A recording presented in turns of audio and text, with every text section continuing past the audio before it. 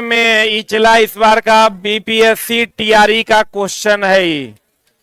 BPSC TRE का ही question है, गौर फरमाइएगा। क्या कहता है? आंतरिक कर्ण में कर्णावर्त द्वारा दाब परिवर्तनीय को विद्युत संकेतों में परिवर्तित कर दिया जाता है।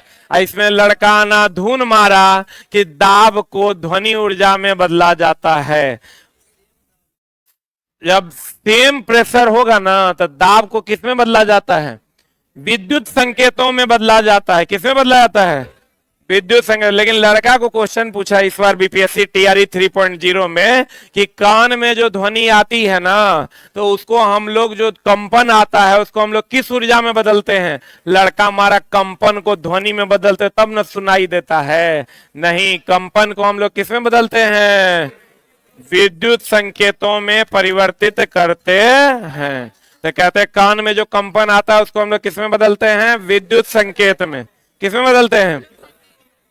अब विक्षोभ गमन का कारण ध्वनि वायु में गमन करता है। अब देखो विक्षोभ क्या है, आज ही हम सुबह में पढ़ाए हैं कि कोई भी तरंग अगर विक्षोभ के कारण आगे बढ़ता है, जैसे आप पानी में मार दीजिए पत्थर, पानी में क्या मार दीजिए? पानी में मार दीजिएगा पत्थर, तो ऐसे ऐसे करके आगे बढ़ता है, उसको विक्षोभ कहते हैं। क्या कहते हैं उसको? तो ध्वनि के लिए तो माध्यम चाहिए, ध्वनि बिना माध्यम के जाएगा। तो ध्वनि के गमन के लिए किसकी आवश्यकता है? विक्षोभ के गमन की आवश्यकता होती है। कहते हैं विक्षोभ गमन के कारण ही वायु में गमन, ध्वनि गमन करता है।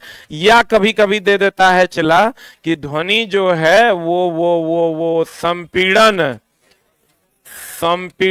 एंड विरलन के कारण आगे बढ़ती है। संपीड़न एंड विरलन के कारण आगे बढ़ता। या कभी कभी देखो संपीड़न और विरलन को ही ना प्रत्यास्थता कहते हैं। या दे देगा प्रत्यास्थता के कारण आगे बढ़ता है। प्रत्यास्थता के कारण आगे बढ़ता। या किसके कारण आगे बढ़ता है? विक्षोभ के कारण आगे बढ़ता है। विक्षोभ के कारण, विक्षोभ के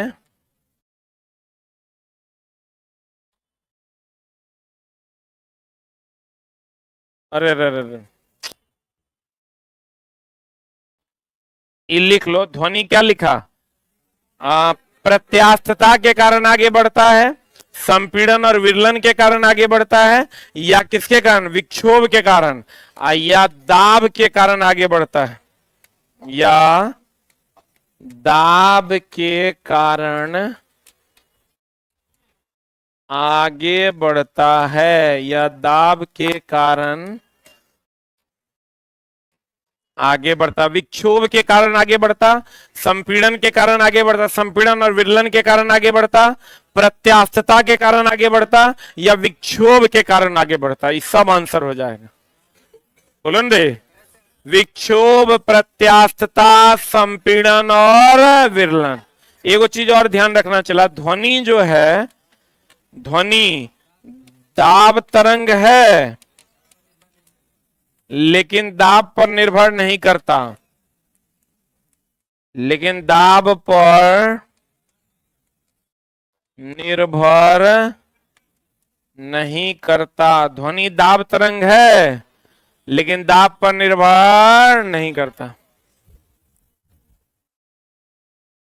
बोलो न रे, जैसे किसी का नाम आम कुमार है तो ऐसा थोड़े है कि वो आमे खा के जिंदा रहेगा। ध्वनि का नाम दाब तरंग है लेकिन वो दाब पर निर्भर नहीं करता।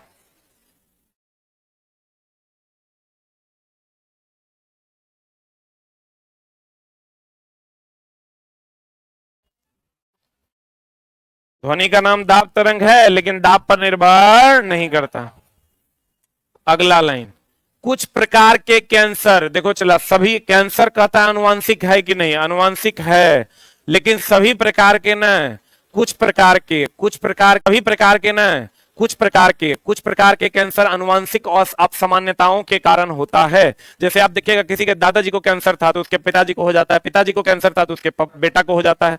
कुछ जगहों पर देखा गया है कि कैंसर आनुवंशिकता का एक उदाहरण बनता है, लेकिन सभी नहीं, कुछ प्रकार के कैंसर। तो आपको कहेगा कथन निष्कर्ष में बताइए क्या कैंसर आनुवंशिक है, तो ये स्टेटमेंट गलत है। लेकिन अगर कहेगा कुछ प्रकार के कैंसर आनुवंशिक हैं तो कहेंगे ये सही है। कैंसर जो होता है चला कार्सिनोजेनिक बैक्टीरिया के कारण होता है, कार्सिनोजेनिक जीवाणु के कारण होता है। किसके कारण होता है चला? कार्सिनोजेनिक जीवाणु के कारण होता है। ये कोशिकाओं में असामान्य विभाजन के कारण होता है, कोशिका में असामान्य विभाजन के कारण होता है। हम लोग चला जब क्वेश्चन आता है ना कि विटामिन B12 का नाम क्या है, साइनोकोबालामिन, कोबाल्ट से क्या निकलता है, गामा किरण, जिससे हम लोग कैंसर का क्या करते हैं, उपचार। इस बार बीपीएससी TRE 3.0 में भी क्वेश्चन पूछा था।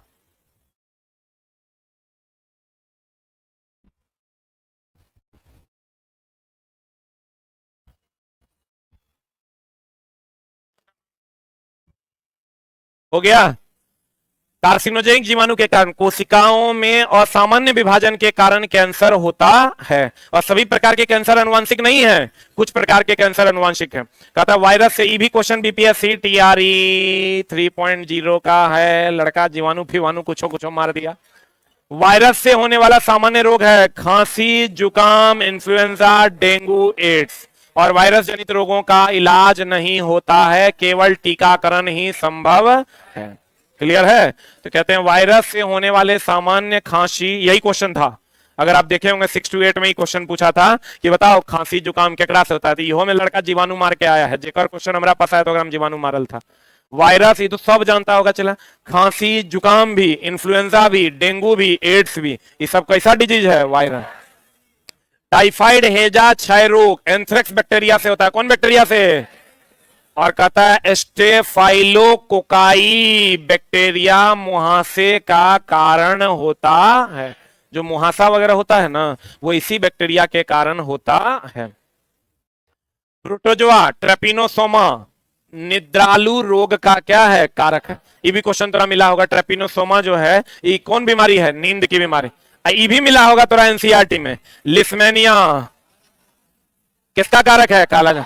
चूंकि चला क्वेश्चन है एनसीईआरटी में, इसलिए हम अपने किताब में डायरेक्ट लाइन दे रहे हैं, तब ना एनसीईआरटी से लड़ेगा। ये बात पढ़ लेगा तो लड़का का वो क्वेश्चन बन जाएगा। लिस्मेनिया किसका कारक है, कालाजार। ट्रोपिनोसोमा निद्रा का। फिर कहता है कवक बैक्टीरिया। अब एक बात बताओ चला, हम लोग जो बैक्टीरिया से लड़ने के लिए जो पहला एंटीबायोटिक का निर्माण हुआ था, कौन किया था? किया था अलेक्जेंडर फ्लेमिंग। किससे? कवक से। क्योंकि कवक में बैक्टीरिया को मारने की क्षमता होती है। बोलो रे, पेनिसिलियम ट्यूटेनियम से ही ना बनाया था पेनिसिलिन। पेनिसिलियम ट्यूटेनियम क्या था, कवक था। इसका मतलब कवक किसको मार देता है, बैक्टीरिया को। बोलवे नहीं करेगा। अलेक्जेंडर फ्लेमिंग ने पहली बार क्या बनाया था, बैक्टीरिया एंटीबायोटिक का खोज किया था। बोलो रे, एंटीबायोटिक का खोज किया था तो किससे बनाया था ये दवा, कवक से। इसका मतलब कवक का बैक्टीरिया को क्या करता है, मार देता है। देखो कहता है कवक बैक्टीरिया के कोशिका भित्ति बनाने की क्षमता को क्या कर देता है, खत्म। अब देखो बैक्टीरिया कोशिका भित्ति बनाएगा तब ना चिपकेगा, और चिपकेगा तब ना उसका प्रजनन होगा। तो कहते हैं उसकी क्षमता को ही खत्म कर देता है। इसलिए इसका उपयोग क्या बनाने में, एंटीबायोटिक। अगर आप कवक का उपयोग, एंटीबायोटिक का उपयोग करते हैं, उसमें कवक होता है, वो क्या करता है, बैक्टीरिया के चिपकने की क्षमता को क्या करता है, खत्म कर, जिससे वो भी क्या हो जाता है, खत्म हो जाता है। कहते हैं विषाणु में ऐसा कोई पदार्थ या गुण नहीं होता है जिससे इसका एंटीबायोटिक बनाया जा सके। तो एंटीबायोटिक किसका बनता है, आपको कहेगा एंटीबायोटिक किसका बनता है, एंटीबायोटिक जो बनता है चला किसका बनता है, एंटीबायोटिक कवक का बनता है। किसका बनता है, क्यों बनता है, ये तो सब याद कर ले रहता है चला कि एंटीबायोटिक का खोज कौन किया, अलेक्जेंडर फ्लेमिंग। एंटीबायोटिक का खोज कौन किया, अलेक्जेंडर फ्लेमिंग। एंटीबायोटिक का खोज कौन किया, अलेक्जेंडर फ्लेमिंग। लेकिन एंटीबायोटिक का खोज जो अलेक्जेंडर फ्लेमिंग किया था, कहां से किया था, कवक से। कहां से किया था, कवक से। क्यों, क्योंकि कवक का काम है बैक्टीरिया जीवाणु की कोशिका भित्ति को क्या कर देना, अलग कर देना। और जब अलग कर देगा तो अपने आप क्या हो जाएगा, नष्ट हो जाएगा। विषाणु में ऐसा कोई गुण नहीं है, इसलिए एंटीबायोटिक विषाणु से नहीं बनाया जा सकता है। अब विषाणु जनित रोगों का चला उपचार क्यों नहीं है, क्योंकि इसमें म्यूटेशन होता है, तुरंत तुरंत बदलता है, इसलिए इसका उपचार संभव नहीं है। तो कहते हैं विषाणु एक ऐसा में ऐसा कोई पदार्थ नहीं है जिससे एंटीबायोटिक बनाया जा सके। तो एंटीबायोटिक बनता किससे है, कवक से। किससे बनता है? नई कोशिका बनने के प्रक्रम को क्या कहते हैं, शोध कहते हैं। नई कोशिका के बनने के प्रक्रम को क्या कहते हैं, शोध। हेपेटाइटिस के ही कुछ वायरस से पीलिया होता है, तो पहले पीलिया होता है, धीरे धीरे वही क्या बन जाता है, हेपेटाइटिस। बार बार पीलिया होगा, जॉन्डिस होगा, धीरे धीरे आपको क्या हो जाएगा, हेपेटाइटिस। क्या हो जाएगा, हेपेटाइटिस। फिर धीरे धीरे लीवर आपका खराब होना शुरू हो जाए, जैसा कि आरके सर का हुआ। हेपेटाइटिस और हैजा किससे, दूषित जल से। शुक्र तथा मंगल ग्रहों में के वायुमंडल में कितना % कार्बन डाइऑक्साइड है, आप चला तुम समझ लो 95% वहां कार्बन डाइऑक्साइड है। यहाँ तो 78% तुम्हारा नाइट्रोजन है ना, 21% क्या है, ऑक्सीजन, जेकरा हम ले रहे हैं। कार्बन डाइऑक्साइड तो हम लोग ले नहीं सकते, उसको कौन ले सकता है, पौधा। इसलिए शुक्र और मंगल पर रहना मुश्किल होता होगा। 95 से 97% वहां क्या है, कार्बन डाइऑक्साइड। बहुत से समुद्री जीव जल में घुले कार्बोनेट को अपना क्या बना लेते हैं, कवच। ऐसे चला देखो, जल में घुले कार्बोनेट का जितना भी समुद्री जीव है उसका जो कवच होता है, लिखना समुद्री जीव का कवच। समुद्री जीव का कवच बना होता है किससे, कैल्शियम कार्बोनेट से। लगभग समुद्री जीव का जो कवच होता है वो किससे बना होता है, हेलो हेलो, देखो ये सब क्या पढ़ेगा। शुभम जी मैसेज कर रहे हैं, कोई मेरी गर्लफ्रेंड बनेगी, देख रहे हैं, चला और चला हो जाएगा। ये सब देख के तुम ही सीखो। हम जो फ्लॉप मूवी होता है वगैरह देखने जाते हैं या टाइम निकाल के देखते हैं, तब हमको ये एहसास होता है कि साला बेवकूफ सब जो कुछ कर सकता है, तो हम तो पढ़ा तो कम से कम सकवे करते हैं। मतलब महाफ्लॉप, कभी कोई ऐसा मूवी देखना जो महा सरल है, हम लोग 100 करोड़ लगा दिया। अच्छा कर मतलब ये है कि लोग बहुत ज्यादा तेज ही धरती पर नहीं है। तुम सिनेमा देखने बैठो तो लग जाएगा, एक बढ़िया डायलॉग भी हम लिख सकते थे, एक बढ़िया सिनेमा भी हम राइट कर सकते थे, बहुत सुंदर सुंदर कहानियां ओकरा से बढ़िया तू लिख सकता है। एक मतलब यह चला टैलेंटेड लोग बहुत कम है, मेहनत कर लो तो तुम्हारा काम हो जाएगा। क्योंकि दुनिया में अब लोग गर्लफ्रेंड खोज रहा है यूट्यूब पे। अब तुम समझ रहा है कितना होशियार है, कितना होशियार है लोग, गर्लफ्रेंड वहां मिलता है। समुद्री जीव का कवच किसका बना होता है, कैल्शियम कार्बोनेट का। किसका बना होता है, और अब कहता है चला बहुत सारे समुद्री जीव जो है वो जल में घुले कार्बोनेट, कौन, कार्बोनेट से अपना क्या बना लेते हैं, कवच बना लेते हैं। या आपको कहेगा जैसे आप देख लीजिए घोंघा, सितवा, ये सब का कवच किसका बना होता है, कैल्शियम कार्बोनेट। किसका बना होता है अंडे का बाहरी आवरण, कैल्शियम कार्बोनेट। किसका, वायु, उष्मा तथा विद्युत दोनों का क्या है, कुचालक। अभी हमेशा ध्यान रखना चला, एगो अब्रक है, अभी तुरंत पढ़ाए हैं उसमें इलेक्ट्रिशियन वाले क्लास में। ये उष्मा का सुचालक है, उष्मा का सुचालक, विद्युत का, उष्मा का सुचालक, विद्युत का कुचालक है। अब बाकी अगर तुमको देगा पोर्सलिन दे देगा, पोर्सलिन दे देगा, पोर्सलिन दे देगा, या चीनी मिट्टी दे देगा, चीनी मिट्टी दे देगा, ये उष्मा और विद्युत दोनों का क्या है, उष्मा और विद्युत का क्या है रे, कुचालक है। जल्दी लिख, कौन, कुचालक। पोर्सिलिन और चीनी मिट्टी उष्मा और विद्युत दोनों का क्या है, कुचालक। अबरक उष्मा का सुचालक है, विद्युत का कुचालक। वायु उष्मा और विद्युत दोनों का क्या है, कुचालक।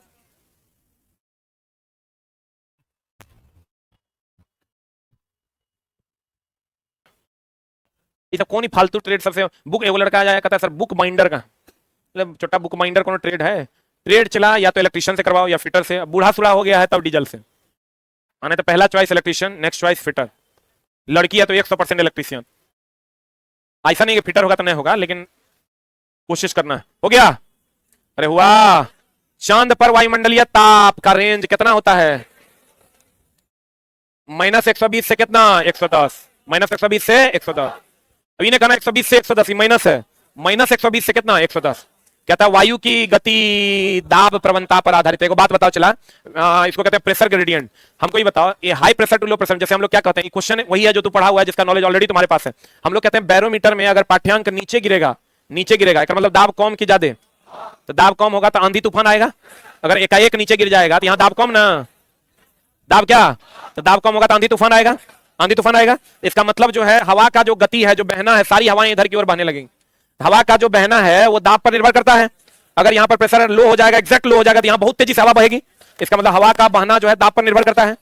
बोले नहीं करेगा, और हवा का बहना किस पर निर्भर करता है, उसी को हम लोग दाब प्रवणता अगर समझ रहे हैं, दाब प्रवणता डीपी बटा डीएक्स होता है। तो दाब प्रवणता हम ये कह सकते हैं कि वायु की गति किस पर निर्भर करता है, किस पर निर्भर करता है, दाब प्रवणता पर निर्भर करता है। दाब प्रवणता का मतलब यहाँ स्लोप से भी है, प्रवणता का मतलब प्रेशर का स्लोप जिधर होगा उधर वायु की गति हो जाएगी। यहाँ लिख लो प्रवणता, प्रवणता ग्रेडियंट भी बोलते हैं इसको, और इसको रफ भाषा में अगर कहें तो क्या कहते हैं, स्लोप या ग्रेडियंट कहते हैं। इसका मतलब अगर दाब एक वायु की गति एक जगह से दूसरी जगह होगी तो किसके कारण होगी, दाब प्रवणता के कारण होती है।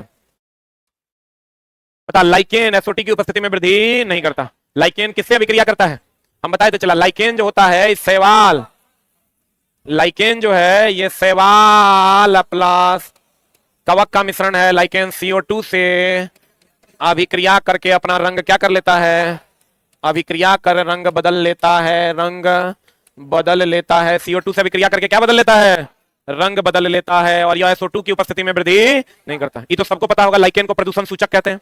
लाइकेन को क्या कहते हैं, प्रदूषण सूचक। लेकिन भैया लाइकेन किसकी उपस्थिति में वृद्धि नहीं करता, SO2, SO2 की उपस्थिति में यह वृद्धि नहीं करता है। क्लियर। नाइट्रोजन स्थिरीकरण की प्रक्रिया किसकी उपस्थिति में संभव है, किसकी उपस्थिति में, O2 की उपस्थिति में संभव नहीं है। देखो चला, नाइट्रोजन स्थिरीकरण दो प्रकार का होता है। नाइट्रोजन स्थिरीकरण कितने प्रकार का, दो प्रकार का। एक होता है राइजोबियम द्वारा, किसके द्वारा, एक होता है एजेटोवेक्टर द्वारा, एक होता है एजेटोवेक्टर द्वारा, एक होता है राइजोबियम द्वारा। एक किसके द्वारा होता है, एजेटोवेक्टर द्वारा। राइजोबियम द्वारा कहां होता है, दलहनी पौधे की गांठ में। एजेटोवेक्टर द्वारा कहां होता है, मिट्टी में। मिट्टी में नाइट्रोजन का स्थिरीकरण किसके द्वारा होता है, एजेटोवेक्टर के द्वारा। बताओ चला, नाइट्रोजन स्थिरीकरण की प्रक्रिया ऑक्सीजन की उपस्थिति में संभव नहीं होता है।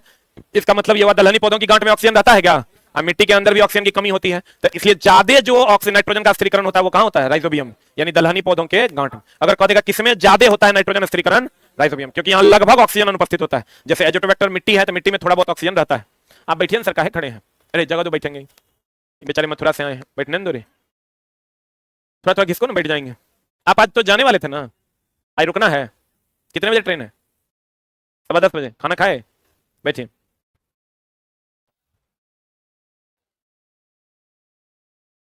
अरे बैठने दो यार, इतना तो कम से कम कहता है एक बिहारी सब पर भारी ना, कम से कम बैठने के लिए तो इतना देर से वो खड़ा है। ये कोई ने बोला कि हाँ दोस्त आ जाओ, तुम हमरे पे बैठ जाओ, तनी हम बगल हो जाते हैं। कितना बड़ा चोटमल है इसे। ये लड़का चला मथुरा से आया है, कृष्ण की नगरी से, और ये पता नहीं क्यों, क्या क्यों आए थे आप, मिलने आए थे। आज तरीके यूट्यूब पे तो देखिए रहते थे ना, कि नहीं आ गए। ये लोग ने मेरा वैल्यू नहीं देता है। लोग देखो बेचारे 2 साल 3 साल रेलवे की तैयारी कर रहे हैं और लगे पड़े हैं, बीच में 4-5 साल का शायद आपका गैप हो गया था, यही ना बता रहे थे, 5 साल का, और उसके बाद भी फिर पढ़ना शुरू किए और लगातार 2-2.5 साल से पढ़ रहे हैं। अब तुम लोग को घर में हम मिलते हैं, हटो ना, हम जाने लगे हमरे कहता हटो बगल पगला से। नाइट्रोजन का स्थिरीकरण दो प्रकार का, राइजोबियम, आएगा क्या, एजेटोवेक्टर। एजेटोवेक्टर के द्वारा नाइट्रोजन का स्थिरीकरण कहाँ, मिट्टी में। राइजोबियम के द्वारा दलहनी पर। तो चला एक चीज और ध्यान रखना, कंपोस्ट खाद जो बनता है वो भी ऑक्सीजन की अनुपस्थिति में या अपर्याप्त ऑक्सीजन में ही बनता है। बोलेंगे ये ध्यान रखना, कंपोस्ट का जो निर्माण होता है, कंपोस्ट खाद की उर्वरक, कंपोस्ट खाद का निर्माण होता है ऑक्सीजन की अनुपस्थिति में। लेकिन हम लोग क्या करते हैं, घर तर पर ऐसे ही गोबर रख देते हैं, कहते हैं वो लोग गोबर के खाद, जबकि गोबर के खाद नहीं हुआ, चलो सही तरीके से डिकम्पोज नहीं हो पाता है, तो पानी वानी खेत में लगेगा, सब बह जाएगा, क्योंकि यूजे में नहीं आ पाएगा। इसलिए उसको गड्ढा खून के तब वगैरह सड़ाना चाहिए। गाँव घर में सब काम करोगे लोग कहेगा ढेर काबिल है रे, गोबर है वगैरह डाल देना है। खाद हम बोले तो चला, होता है खाद, ये क्या होता है, उर्वरक। खाद और उर्वरक के बारे में चला क्वेश्चन मिलेगा तुमको। खाद जो है ये हो गया गोबर, या यूं कहे कंपोस्ट, गोबर या क्या हो गया, कंपोस्ट, और ये उर्वरक हो गया DAP, यूरिया। अब चला खाली एक और एक एडवांटेज है कि सस्ता है, सस्ता है, और दूसरा जल संचय क्षमता ज्यादा होता है। जल संचय क्षमता क्या होता है, जल संचय क्षमता, जल संचय क्षमता अधिक होता है। अब बाद बाकी सब जो है कर क्या है गड़बड़ है। ये चला क्या होता है, महंगा, जल संचय क्षमता इसकी क्या होती है? कम, इसलिए पहले पानी डालेंगे तब उर्वरक डालेंगे। बोलो ने, इसमें संतुलित क्या असंतुलित? असंतुलित, आई असंतुलित। एक होगा संतुलित और एक क्या होगा? असंतुलित। संतुलित पोषण किसमें मिलेगा? उर्वरक में। और संतुलित पोषण किसमें मिलेगा? खाद में।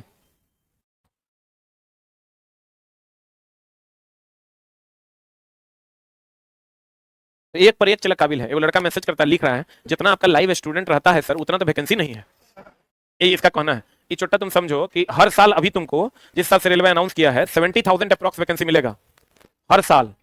60 to 70,000 हर साल वैकेंसी मिलेगा। क्या उतने बच्चे लाइव हैं?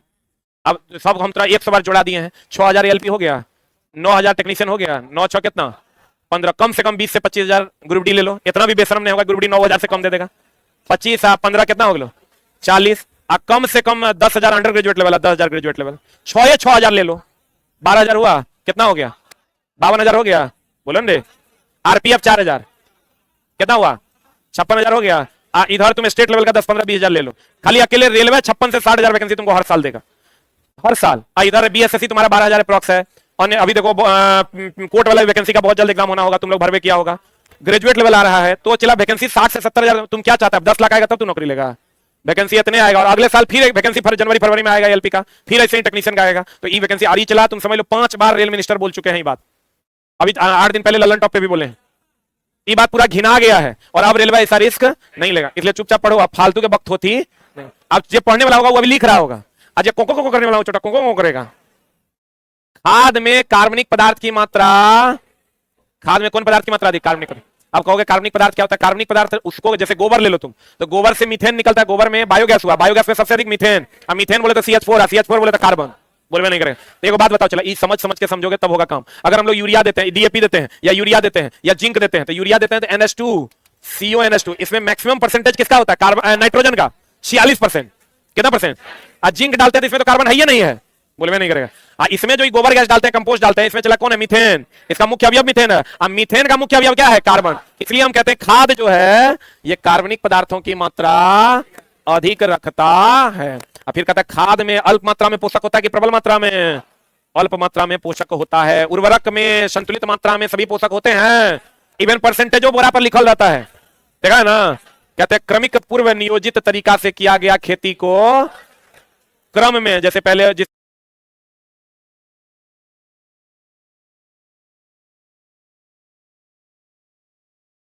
खेत में गेहूं हुआ था, अगला पटुआ लगा दो, गेहूं लगा दो, नहीं होगा, अगला फसल कमजोर हो जाएगा। लेकिन उसमें पहले गेहूं लगाया था, अगला बार दलहन लगाओ तो वो फसल तुम्हारा बहुत ज्यादा फ्रूटफुल दिखाई देगा। कोनो कोनो खेत में देखना पहली बार केला लगा दो, बता हो जाएगा। पहली बार जो खेत में आज तक पटुआ नहीं हुआ वो पटसन लगा दो, में खूब बढ़िया हो जाएगा। लेकिन अगला बार फिर बार बार पटुए लगाओगे, बार बार केले लगाओगे, झर्री हेते हेते केला होगा। तो चला, इसलिए कहते हैं क्रमिक भी होना चाहिए, आप पूर्व नियोजित भी होना चाहिए। क्रमिक भी होना चाहिए, पूर्व नियोजित भी होना चाहिए।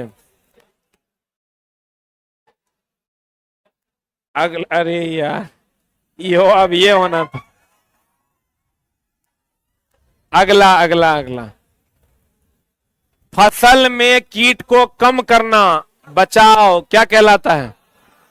क्या कहलाता है? धूमक कहलाता है, धमक न। क्या कहलाता है? चला, धूमक कहलाता है। क्या कहलाता है? धूमक या घूमक कह दो। फसल में कीट को कम करना या बचाव क्या कहलाता है? घूमक कहलाता है। क्या कहलाता है? घूमक कहलाता है। फिर कहता है गाय, वॉस इंडिका सुना है ना? भैंस वास बुटेलिस यह भारतीय नस्ल का है। ये पूछता है तो याद रखना। विदेशी नस्ल जैसे जर्सी, ब्राउन स्विस इत्यादि। और देसी नस्ल में रेड सिंगी, साहिवाल। साहिवाल हमारा देसी नस्ल है। कहता ऑयस्टर का संवर्धन, पालन मोतियों को प्राप्त करने के लिए किया जाता है। जैसे हम लोग चला कहते हैं ना कि ये आइसोप्रीन से जो है हम लोग क्या लेते हैं? रबर। आइसोप्रीन से क्या लेते हैं? आइसोप्रीन से क्या लेते हैं? रबर। जो हम बोले थे हैविया ब्राजीलियंसिस एक पेड़ होता है, उसके लेटेक्स से हम लोग जो है रबर प्राप्त करते हैं, जो आइसोप्रीन का बहुलक है। किसका बहुलक है? तो ई कहता है चला हम लोग जो मोती प्राप्त करते हैं वो किससे प्राप्त करते हैं? ऑयस्टर से। किससे प्राप्त करते हैं? ये ध्यान रखना, मोती को प्राप्त करने के लिए मोती का जो मुख्य अवयव है वो कैल्शियम कार्बोनेट है। मोती का मुख्य अवयव क्या है? कैल्शियम कार्बोनेट है। मोती का मुख्य अवयव कैल्शियम कार्बोनेट। अंडे के कवच का मुख्य अवयव कैल्शियम कार्बोनेट। उसके बाद चला मेरी कल्चर। कौन कल्चर? मोरी कल्चर। मोरी कल्चर जैसे हम लोग क्या कहते हैं चला, रेशम के कीट का पालन क्या? सेरीकल्चर। लेकिन चला समझो कि सहतूत पर रेशम कीट पालन को क्या कहते हैं? मोरी कल्चर। एक मिनट, हम चला वो लाइन तुमको पढ़ाने के लिए क्लास रखे हैं, जो लाइन में तुमको दिक्कत होगा या जो क्वेश्चन पूछेगा तुम कहता आउट ऑफ सिलेबस पूछ दिया। जैसे सेरीकल्चर कौन नहीं जानत है? सब जानता है। सेरीकल्चर मधुमक्खी, मधुमक्खी पालन क्या? एपीकल्चर। बोलो ने एपीकल्चर ना। यहां क्वेश्चन रेशम कीट का पालन सेरीकल्चर, लेकिन अगर सहतूत पर रेशम कीट का पालन मोरीकल्चर। सही है। किस पर रेशम कीट का पालन? सहतूत। सहतूत पर रेशम कीट का पालन मोरीकल्चर। खाली कह देगा रेशम का कीट का पालन कौन कल्चर? ये हो जाएगा सेरी कल्चर। कौन कल्चर चला? ये सब लाइन जब चला बुक में जाएगा तब एनसीईआरटी कंप्लीट सॉल्व हो जाएगा। मोरी कल्चर, रेशम कीट का पालन क्या? सेरीकल्चर। रेशम कीट का पालन क्या? सेरीकल्चर। और सहतूत पर रेशम कीट का पालन मोरी कल्चर। सहतूत पर रेशम कीट का पालन क्या? Moriculture. Mariculture. Moriculture और मेरी कल्चर अलग अलग है। मेरीन सुना है? मेरीन ड्राइव नहीं रे। मेरीन मतलब सबमेरीन सुना है, जो पानी के अंदर चलता है, उसी से आया है मेरीन कल्चर, समुद्री जीवों का संवर्धन। मोरी कल्चर और मेरी कल्चर अलग अलग है। मोरी कल्चर हो गया सहतूत पर रेशम का पालन, अब मेरी कल्चर हो गया समुद्री जीव का संवर्धन। ये दोनों एनसीईआरटी में दिया हुआ है। कहता है कतला मछली जानते हो ना? कतला, जगह हम लोग कतला कतला कहते हैं। देखो कुछ मछली जो है चला पानी के सतह पर भोजन करता है, कुछ बीच में भोजन करता है, कुछ नीचे करता है। बोलो रे, कतला मछली ले लो, या रेहू जानता है ना, या उसको जो कहते हैं कार्पल मछली जिसको हम लोग कहते हैं। ये तीनों मछली का अलग अलग लेवल है। एगो सतह पर भोजन करता है, एगो बीच में, एगो सींचे। बोलो रे, तो हम लोग जो कतला कहते हैं, कतला जानते हैं? कतला रेहू रे, उसी को कटला मछली जल की सतह से अपना भोजन प्राप्त करते हैं। जल की कहां से? सतह से। कहता है रेहू मछली तालाब के मध्य क्षेत्र से अपना भोजन करता है। मृगल और कोमल कार्प तालाब की तली से भोजन प्राप्त करते हैं। बोलो रे, इसी को हम लोग कॉमन कार्प भी कहते हैं गांव घर में। कॉमन कटला को हम लोग कतला भी कहते हैं। तो कतला जो होगा कहां पर? सतह में। कहां पर? ये अगर पानी है चला तो यहां कौन भोजन करेगा? कतला। यहां बीच में रोहू, और सबसे नीचे मृगल और कोमल कार्प। बोलो हाँ, इसको अलग से लिख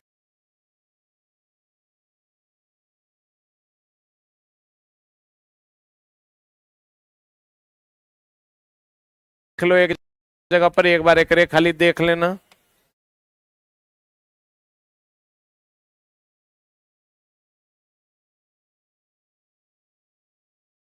रोहू लोगे तो चला, इसीलिए रोहू को जो है ना गहराई में ही रख सकते हैं आप। बहुत कम पानी में रखिएगा तो मर जाएगा। गांव घर में देखना पानी घटता है तो रोहू अपने मर के तैरने लगता है, जब एकदम पानी सुखाने सुखाने पर होगा। वो जो रहता है करिया, गरई, कबई, सिंगी, वो अमर है। जब तक पानी नहीं खत्म होगा कीचड़ो रहेगा तो बचल रहेगा। होली देखो सब वैरायटी फ्लेवर अवेलेबल कहता है सर, होली छुट्टी कब?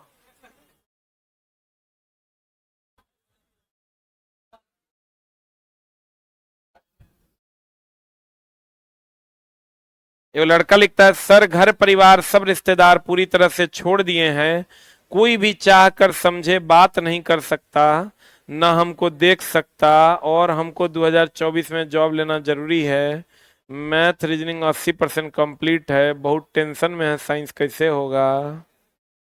कोई बात नहीं, होगा, पढ़िए ना, हो जाएगा। अब देखो कतला कहां पर चला? ऊपर में। बीच में कौन? रोहू। नीचे कौन? अब कहता ज्वार बाजरा में तो सब जानता है चला कार्बोहाइड्रेट। हम लोग जानते हैं चावल में कार्बोहाइड्रेट, चावल में क्या कार्बोहाइड्रेट, तो चला ज्वार बाजरा में भी क्या कार्बोहाइड्रेट, ज्वार बाजरा में मुख्यतः कार्बोहाइड्रेट, मुख्यतः क्या कार्बोहाइड्रेट। कहता फूल गोभी में कैल्शियम और फास्फोरस का प्रमुख स्रोत है, कौन? फूल गोभी। अल्लाह जब क्वेश्चन तो याद करके जाता है, पालक में आयरन, पालक में आयरन, पालक में आयरन, पालक में आयरन, गाजर में विटामिन ए, गाजर में विटामिन ए, गाजर में विटामिन ए। अब वहां पूछ दो तो फूल गोभी में कहता अरे साला आउट ऑफ सिलेबस।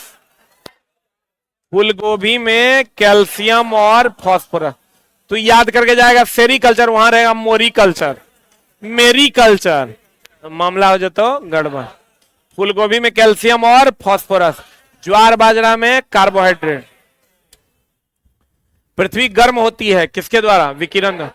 इचला हम बार बार कहते हैं बच्चों को कि बच्चे पृथ्वी, सूर्य की ऊष्मा जो पृथ्वी तक पहुंचती है वो कौन विधि द्वारा?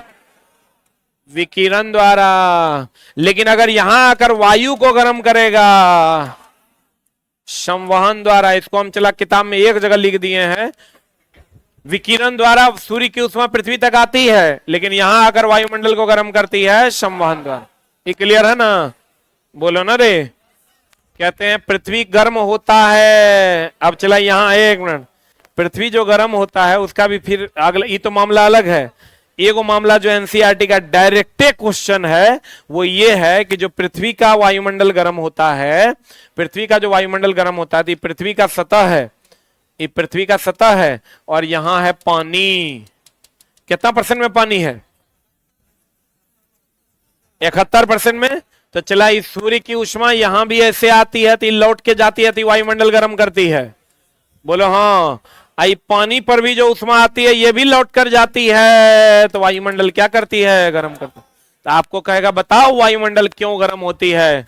पृथ्वी के सतह के से ऊष्मा का परावर्तन से, या पानी के सतह से ऊष्मा के परावर्तन से, या दोनों के सतह से ऊष्मा के परावर्तन? What is the answer? तो चला ये तो एनसीईआरटी का वन लाइनर है, हम वन लाइनर लिखें, सवाल है। सवाल कहता है कि पृथ्वी गर्म होता है विकिरण द्वारा तथा वायुमंडल गर्म होता है पृथ्वी तथा पानी द्वारा परावर्तित विकिरण से संवहन द्वारा। रुक रुक रुक, लाइन थोड़ा ठीक करते हैं।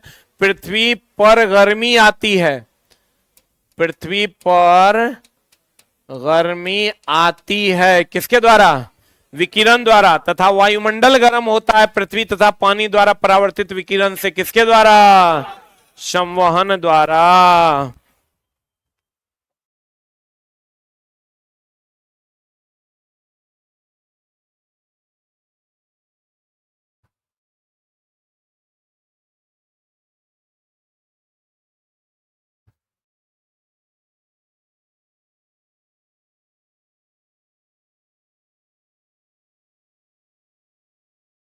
हो गया? साइंस नॉलेज सीरीज का जो वीडियो है चला, अभी तक हम शायद 4 से 5 डाले हैं, बहुत जल्द उसके। कितने लोग उसको वीडियो देखे हैं? 5। जो लोग नहीं देखे हैं, एगो साइंस नॉलेज करके प्लेलिस्ट बना हुआ है, अभी उसका फिर नेक्स्ट वीडियो आ जाएगा। साइंस नॉलेज करके, साइंस ज्ञान करके एक सीरीज आता है। अगर आप रियल में सिंसियर स्टूडेंट हैं तो साइंस ज्ञान सीरीज को जरूर फॉलो कीजिएगा। हम कभी कभार उसका वीडियो एक एक करके डालेंगे। अभी से एग्जाम तक में हम कोशिश करेंगे मैक्सिमम वीडियो डालने का, और उस वीडियो में एक दिन 10 मिनट का क्लास कीजिएगा। जो सबसे टफ या उल्टा टॉपिक होता है उसका वीडियो हम डालते हैं, वो आपका 10 मिनट में वो टॉपिक आपका कंप्लीट हो जाएगा। और जब वीडियो आता है तो चैनल पे ध्यान रखिए, नोटिफिकेशन आएगा तो आप उस सीरीज को जरूर फॉलो कीजिए। जो लोग अभी नहीं देख पाए हैं तो उसका साइंस ज्ञान का प्लेलिस्ट बना हुआ है, प्लेलिस्ट में जाइए और प्लेलिस्ट में खोज के आप उसको देख लीजिए। और भी वीडियोस उसके बहुत जल्द आने वाले हैं, हमको याद नहीं रहता है, वीडियो ऑलरेडी बना हुआ है, उसको हम अपलोड कर देंगे। सीरीज का नाम क्या है? साइंस ज्ञान सीरीज। उससे चला होगा क्या, उस दिन आपका वो वाला टॉपिक कंप्लीट हो जाएगा। 10 मिनट आप अगर देखोगे तो वो कंप्लीट टॉपिक आपका फिनिश हो जाएगा। बताओ चला, कहते हैं पृथ्वी पर गर्मी आती है किसके द्वारा? विकिरण द्वारा। और वायुमंडल गर्म होता है पृथ्वी और पानी से द्वारा परावर्तित विकिरण से, किसके द्वारा?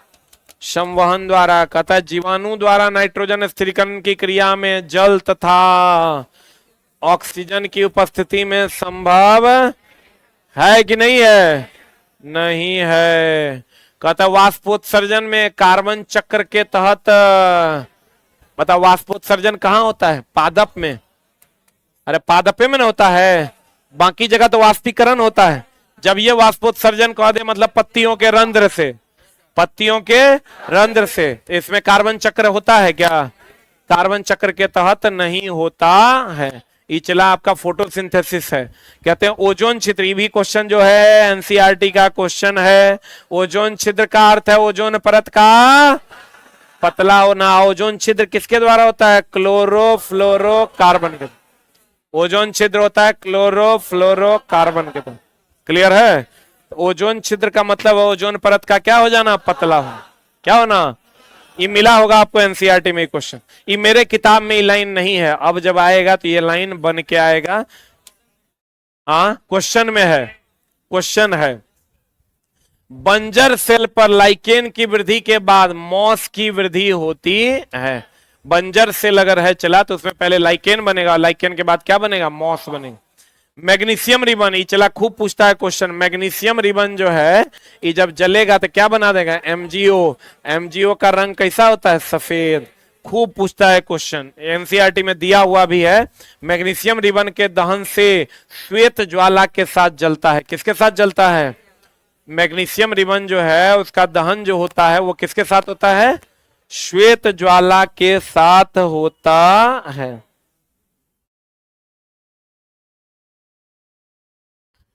ये वो लिखता है सर आप एक ही कपड़ा पहन कर आते हैं क्या?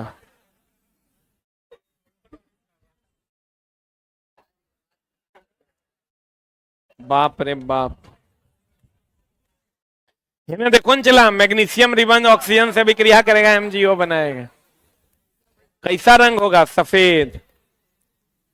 अब चला देखो, ये लाइन तो इतना दर्दनाक है ना, तो दिल को छल्ली छल्ली कर देगा। देखो एक मिनट, बढ़िया समझना तब समझ में आएगा। एकदम गूढ़ ज्ञान है चलाई। अधातु के ऑक्साइड, अधातु के ऑक्साइड होते हैं अम्लीय। क्या होते हैं? धातु के ऑक्साइड होते हैं।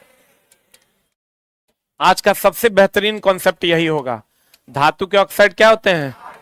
क्षारीय। हम जानते हैं चला कि अम्ल क्षार मिल जाएगा तो क्या बना देगा?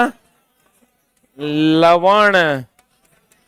और क्या बना देगा? जल। अम्ल क्षार अगर मिल जाएगा तो लवण और क्या बनाएगा? जल। रुक रुक रुक रुक रुक, तो बताओ अम्ल के जगह पर हम अधातु के ऑक्साइड लिख दें, क्या दिक्कत है? अधातु के ऑक्साइड है, यहां क्षार बोले तो किसके ऑक्साइड? धातु के ऑक्साइड। धातु के ऑक्साइड तो क्या बना देगा? ये लवण प्लस जल। बोलवे नहीं करेगा। रुक जा रुक जा। अधातु के ऑक्साइड होते हैं कैसे? अम्लीय। हम बार बार कहते हैं भैया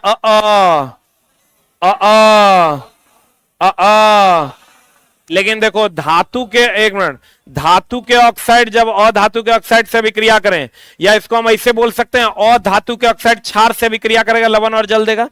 या यूं कहें धातु के ऑक्साइड अम्ल से अभिक्रिया करेगा, लवण और जल देगा। क्योंकि ये और ये बराबर है और ये बराबर है। बोलवे नहीं करेगा। पहले अगर लिख लो फिर बतियाते हैं।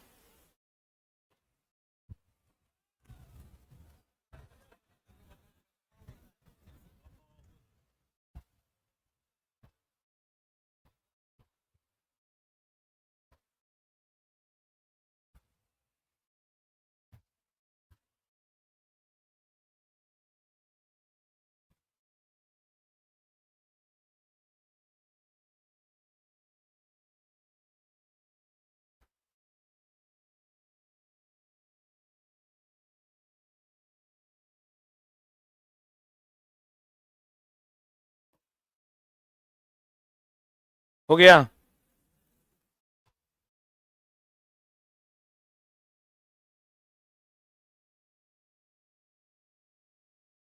हो गया? जल्दी लिख।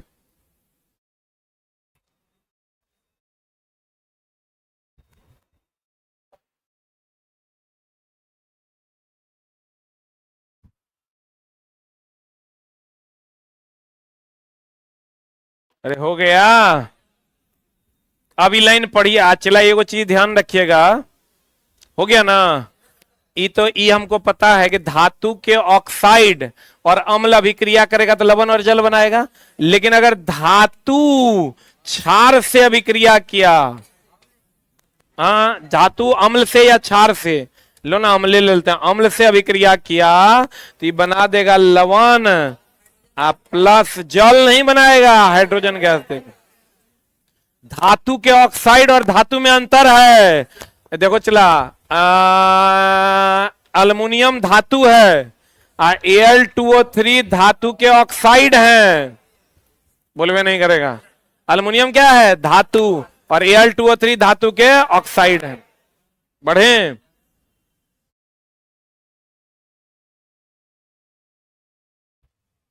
बढ़े रे। धातु अम्ल से अभिक्रिया करेगा, लवण और हाइड्रोजन गैस देगा। बोलो हाँ। धातु के ऑक्साइड यानी क्या? क्षार। क्षार अम्ल से अभिक्रिया करेगा, लवण और क्या देगा? जल। तो लड़का तो खाली याद कर ले, अम्ल क्षार से अभिक्रिया करेगा, लवण और जल दे। लेकिन अब जानिए धातु के ऑक्साइड कैसे होते हैं? क्षारीय।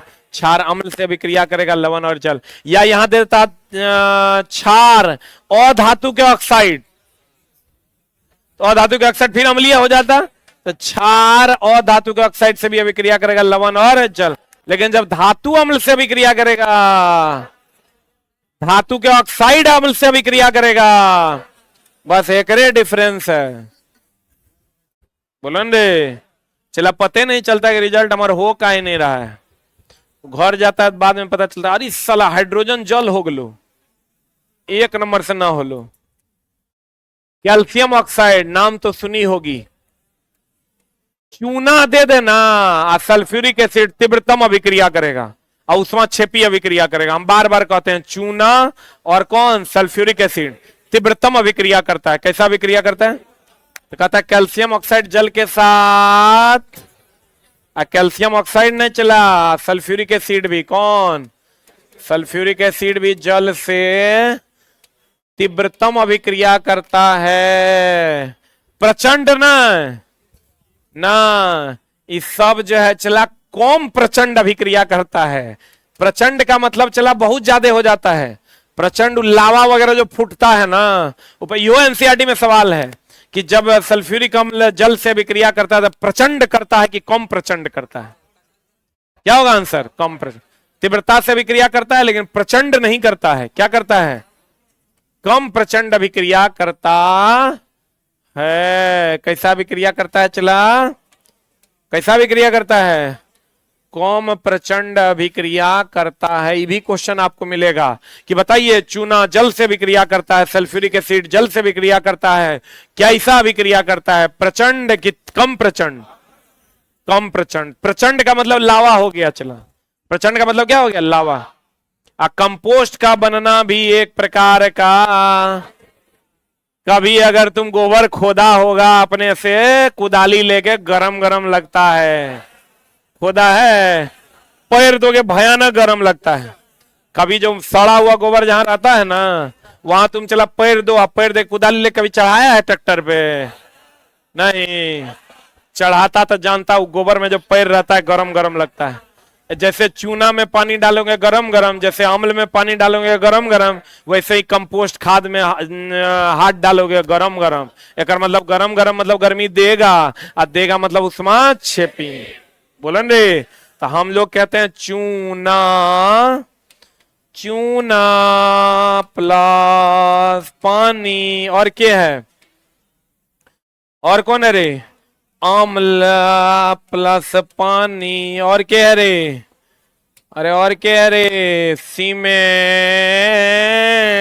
प्लस पानी, सीमेंट प्लस क्या, पानी, सब कौन अभिक्रिया है, ऊष्मा क्षेपीय। अभी बूझ लो कि गोबर जो है कंपोस्ट भी क्या है, ऊष्मा क्षेपीय अभिक्रिया है।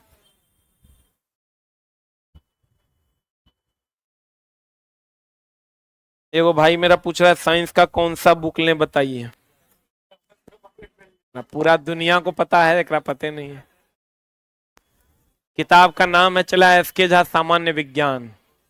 इस 700 वन लाइनर जाने के बाद पूरे भारत में इससे बेहतर किताब नहीं रह जाएगा।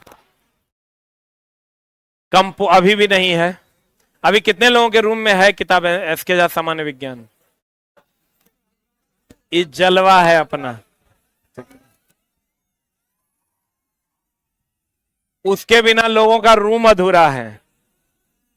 किसी रूम में चला अभी जो सिचुएशन है करंट, कोई किताब रहे ना रहे, एसके झा सामान्य विज्ञान रहबे करेगा। अभी कुछ नहीं, 700 वन लाइनर अभी डालेंगे, नया एडिशन निकालेंगे, और तब चला 100 पर आई तो हम पढ़ाई दे रहे हैं, इतना हम पढ़ाई ना दे रहे हैं, कंप्लीट अगर आप पढ़ लो। कंपोस्ट का बनना भी एक प्रकार का क्या है, ऊष्मा क्षेपी। चूना जल से भी क्रिया करेगा, अम्ल पानी से भी क्रिया करेगा, सीमेंट पानी से भी क्रिया करेगा। कौन अभिक्रिया? ऊष्मा क्षेपी ना। कैल्शियम ऑक्साइड जल से, H2SO4 जल से, तीव्रतम, तीव्रतम में भी प्रचंड की कम प्रचंड, बाहरे चला। फेरस सल्फेट तो महा भी आए। ये जो क्वेश्चन जो तोरा दिखता है एनसीईआरटी का लाइन है, इसीलिए दिखता है। अधिकतर तोरा दिखता होगा फेरस सल्फेट को जब गर्म करेंगे तो फिर 2O3 SO2 और SO3 में बदलेगा। मिला ही question. Ferric oxide, sulphur dioxide, sulphur trioxide, मिलेगा ही क्वेश्चन, एनसीईआरटी का है। और इस बार भी एग्जाम में पूछा था, फेरस सल्फेट के क्रिस्टल को गर्म करने पर यह हरे रंग का फेरिक ऑक्साइड में चेंज हो जाता, और लेड नाइट्रेट को गर्म करने पर NO2 कैसा रंग का? भूरा रंग का। है ही जो लेड नाइट्रेट गर्म करोगे तो यहां जो NO2 बनेगा, ये कौन रंग का बनेगा? कौन रंग का बनेगा? भूरा रंग।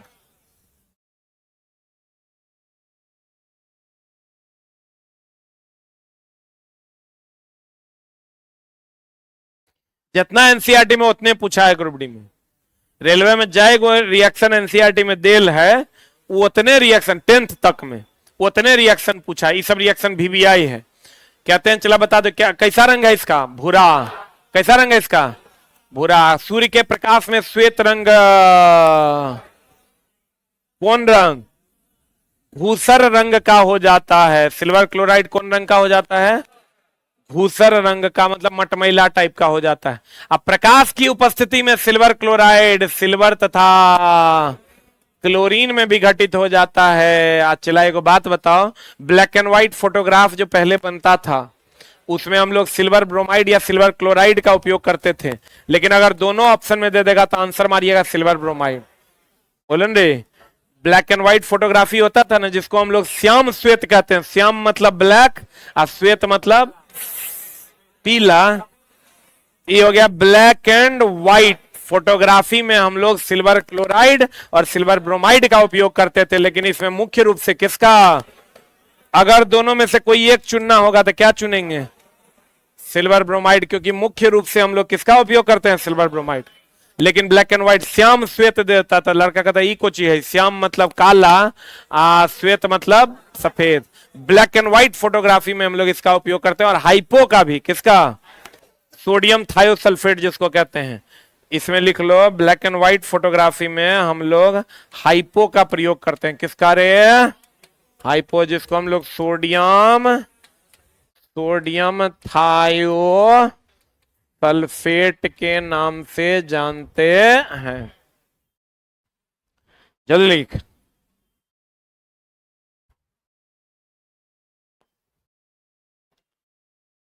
जिसको हम लोग चला, सिल्वर क्लोराइड और सिल्वर ब्रोमाइड का उपयोग श्याम श्वेत फोटोग्राफ में होता है तथा इसमें मुख्य रूप से किसका उपयोग होता है? सिल्वर ब्रोमाइड का। अगर कहेगा फोटोग्राफी में हम लोग किसका उपयोग करते हैं? हाइपो। हाइपो को ही हम लोग क्या कहते हैं? Sodium thiosulphate. Sodium thiosulphate.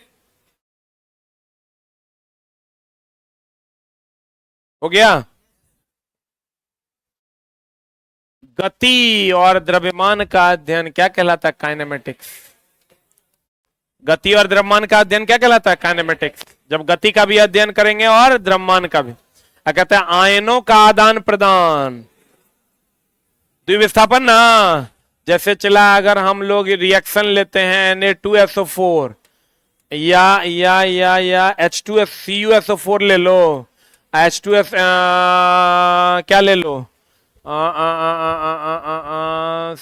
HCl ले लो, ये बना देगा CuCl2 प्लस H2SO4। इसमें क्या होता है चला, ये Cu2 प्लस में टूटता है, ये SO4 डबल माइनस में टूटता है, ये H प्लस में टूटता है, Cl माइनस में टूटता है, ये Cl माइनस यहां आ जाता है प्लस पर, ये SO4 माइनस चला जाता है H प्लस पर। बोलबे नहीं करेगा। तो द्विविस्थापन अभिक्रिया में आयनों का क्या होता है? आदान प्रदान। आदान प्रदान को हम लोग विनिमय भी कहते हैं। आदान प्रदान को हम लोग क्या कहते हैं? विनिमय भी कहते हैं। और हमेशा ध्यान रखना, द्विविस्थापन अभिक्रिया अवक्षेपण अभिक्रिया का भी एक उदाहरण है। जितना भी अवक्षेपण अभिक्रिया है, जितना भी कौन अभिक्रिया है? अवक्षेपण अभिक्रिया है, वो कौन अभिक्रिया है? द्विविस्थापन। और इसमें आयनों का क्या होता है? आदान प्रदान। आदान प्रदान को ही हम लोग विनिमय भी कहते हैं। आदान प्रदान को ही हम लोग क्या कहते हैं चला? विनिमय भी कहते हैं, इंटरचेंज करना कहते हैं, इंटरचेंजेबिलिटी कहलाती है।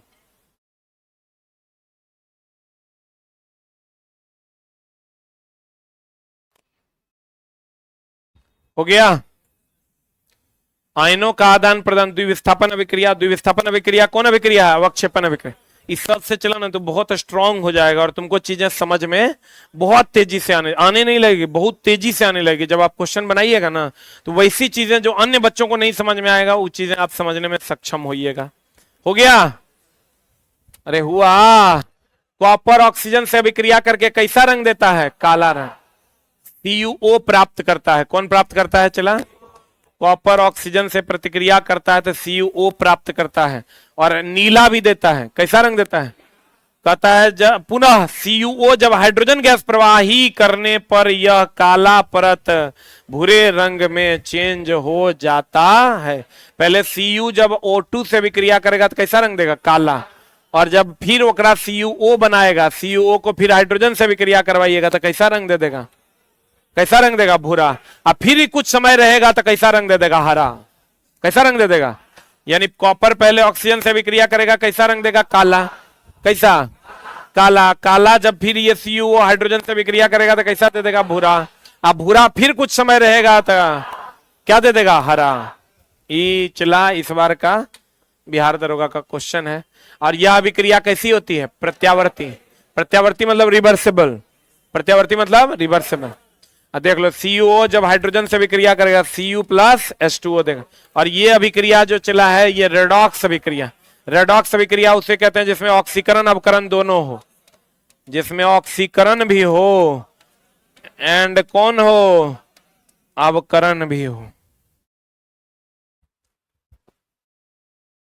अब बोलो ऑक्सीकरण अवकरण। ऑक्सीजन में ऑक्सीजन का जुटना ऑक्सीकरण, ऑक्सीजन का हटना अवकरण। ये पता है ना चला? ऑक्सीकरण किसको कहते हैं और अवकरण किसको कहते हैं? इसमें ऑक्सीजन जुटता है, हाइड्रोजन हटता है। इसमें ऑक्सीजन हटता है, हाइड्रोजन जुटता है। बढ़िया से देखो क्या ये दोनों क्रियाएं हो रही है। ये देखो चला, यहां से ऑक्सीजन हट रहा है कि जुट रहा है? यहाँ ऑक्सीजन हट रहा है और यहाँ ऑक्सीजन जुट रहा है। तो ऑक्सीजन हट रहा है तो अवकरण, ऑक्सीजन जुट रहा है तो ऑक्सीकरण। ऑक्सीजन जुट रहा है ऑक्सीकरण, ऑक्सीजन हट रहा है अवकरण, ऑक्सीकरण अवकरण दोनों हो जाएगा तो उसको रेडॉक्स। रेडॉक्स है कि नहीं है? एनसीईआरटी में ही रिएक्शन दिया हुआ है। अरे समझा मेरा बात? जैसे चला ऑक्सीजन जुड़ना ऑक्सीकरण, ऑक्सीजन का हटना अवकरण। इसमें तुम देखो ऑक्सीजन हट भी रहा है और ऑक्सीजन जुट भी रहा है, इसका मतलब ऑक्सीकरण अवकरण दोनों ना है। ऑक्सीकरण अवकरण दोनों है तो कौन रिएक्शन है? रेडॉक्स। कौन रिएक्शन है? कौन रिएक्शन है? रेडॉक्स अभिक्रिया का एक उदाहरण है। क्लियर है? बोलो रे। आज की कार्रवाई यही था। एक मिनट होल्ड डाउन। कल की कक्षा अपने नियमित समय पर है, ठीक ना? अरे एक मिनट रुक जा। कितने लोग कल घर जा रहे हैं दिन में? कितने लोग नहीं जा रहे हैं कल? Very good.